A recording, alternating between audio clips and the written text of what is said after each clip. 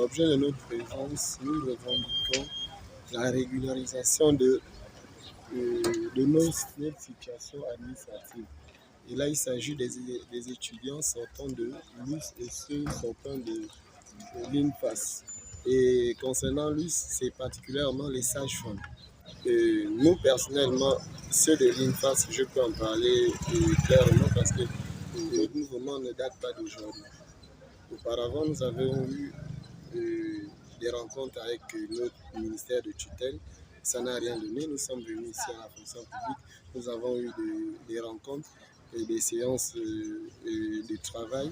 Ça n'a toujours rien donné, rien évolué.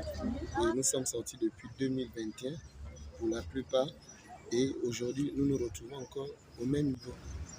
Donc, nous aura le bol à faire en sorte que aujourd'hui nous soyons ici. Aujourd'hui, 22 jours et 22 nuits, s'il faut compter jour et nuit. Aucune autorité, aucun membre du gouvernement,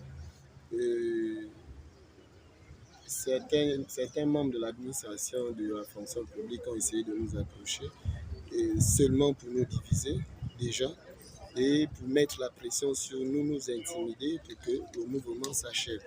Et nous rappelons aujourd'hui que nous ne quitterons pas ici là sans totale satisfaction. Et à l'endroit des pouvoirs publics, nous pensons que nous avons fait le tour de nos administrations respectives, c'est-à-dire le ministère de la Santé et le ministère de la Fonction publique. Aujourd'hui, nous avons fait également le tour à la primature et aujourd'hui, il ne nous reste qu'une seule solution. C'est le haut de l'État.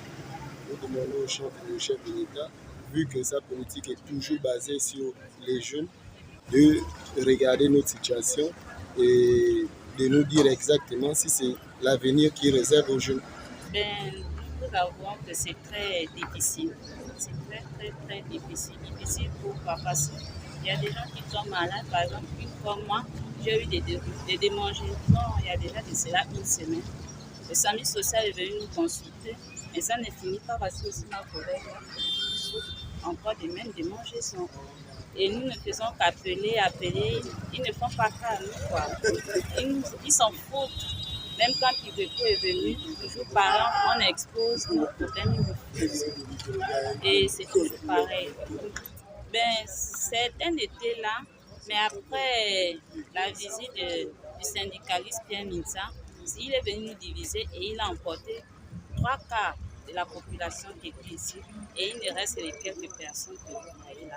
Mais de temps à autre, nous faisons la rotation. Jour et nuit, nous faisons la rotation. Qui nous aide, nous voulons une satisfaction totale de tout ce que nous avons déjà subi ici, là. Les jours qui ne font que s'ajouter, qui nous aide. Nous sommes des mamans, nous sommes des femmes, nous sommes des copines, des épouses et tout. On veut de l'aide. Comment on peut encore parler de ça en langue? S'il faut déjà aussi parler langue maternelle ici pour exprimer notre souci, notre problème, je ne sais pas comment encore expliquer ça. On ne demande pas, ce sont nos droits. Ce qui me dépasse, c'est qu'on me fait comprendre là-bas qu'ici c'est du social. Bon, maintenant si c'est du social, nous sommes aussi des citoyens. Quand on vient de faire du social sur nous, nous sommes aussi des citoyens. Rien de plus. On fait comment?